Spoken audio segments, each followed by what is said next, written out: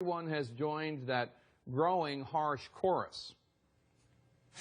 Joining me now to talk more about that proposed Muslim travel ban and much, much more, Republican presidential candidate and Kentucky Senator Rand Paul. Senator Paul, thanks so much for being here. We appreciate it. Glad to be with you. So your fellow Republicans are calling Trump unhinged, saying his proposal is un-American, unconservative. You have been fairly muted in your criticism. What do you make of it all? Well, I don't think we should have a religious test, but I think there's a danger of obviously generalizing to all Muslims, that's a bad tendency.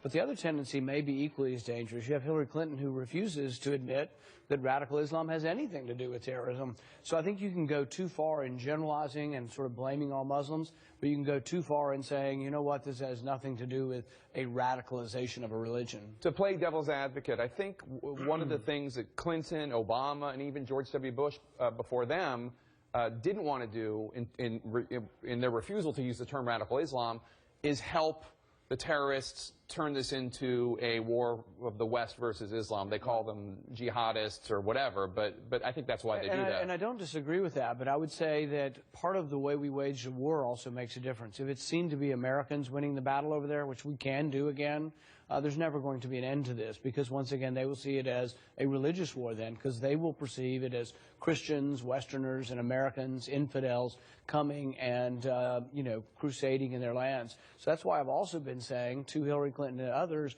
that the boots on the ground need to be Muslim boots on the ground. And that's not ignoring that religion, it's actually acknowledging that religion is part of this. Let's talk about the bill that you proposed that I think was voted on last week, which would have imposed a travel, was it a travel ban? A moratorium until we get an understanding of who's come here and whether they're overstaying their visas. Specifically from 33 different countries. Right. And the reason for doing it is we've looked around the world. We say there's some high risk for terrorists to come to our country. Think about it. From 9/11 on, people have used our immigration system to come here to attack us. 19 hijackers on 9/11, they all used our visa system. They didn't obey our rules, though. The students came here, overstayed their visas, didn't go to school.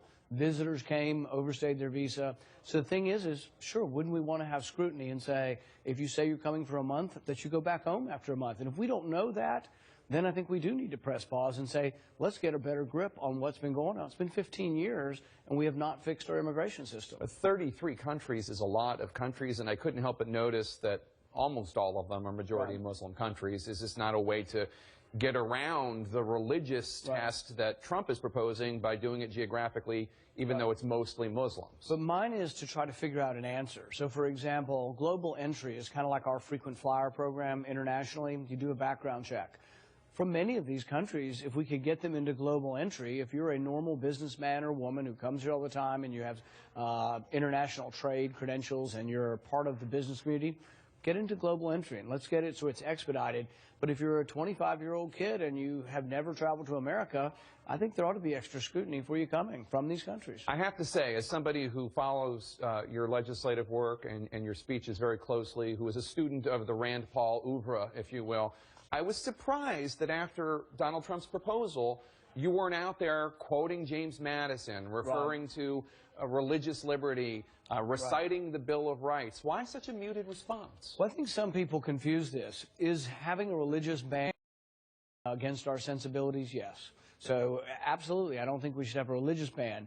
But I think if we go too far the opposite way and say that we're not at risk for people coming here and we're going to spend hundreds of billions of dollars going over there and waging war, where we're not willing to have any rules about who comes into our country. We had 2 Iraqi refugees come to my town, Bowling Green, Kentucky, and they were in the database. One of them had fingerprints on an exploded bomb fragment, and yet we didn't sufficiently screen them. So I think all of us, no matter Republican, Democrat, liberal, conservative, I think we all could be for a little more scrutiny on who comes to visit. I want to ask you about the issue of liberty versus security. In testimony today, FBI Director James Comey said terrorists using encrypted communications. This is a big problem, he said. This is what he had to say about that attempted terrorist attack in Garland, Texas, earlier this year. Take a listen. That morning, before one of those terrorists left to try and commit mass murder, he exchanged 109 messages with an overseas terrorist. We have no idea what he said because those messages were encrypted. And to this day, I can't tell you what he said with that terrorist 109 times the morning of that attack. That is a big problem. Should telecommunications company give the government access to encrypted communications? I think banning encryption is a little bit like banning guns. If you ban encryption, the law-abiding people won't use it, and the terrorists will still continue to use it. You have to realize when they open up the source code to people so the government can look into it, it's a weakness in the source code and other people can look. So China can then look and monitor their people. Terrorists can find their way into it. Hackers can. Pirates can. So really it's a weakening of the source code. If you let government in, you're potentially letting a host of other people in. Wisconsin Governor Scott Walker just said that the size of the Republican field is one of the reasons that Trump has been able to stay in the lead, because so much non-Trump voters are divided among a dozen or so candidates. And he said that candidates should follow his lead and drop out. Our latest Iowa poll has you at 3% and 2% in New Hampshire. I think he's talking about you. Yeah. I think the polls have been so inaccurate that it'd be a mistake to base anything on the polls. In my state of Kentucky, a week before the election, they said the Republican was down 5 points and he won by 8 points. Off 13 points in the week before the election.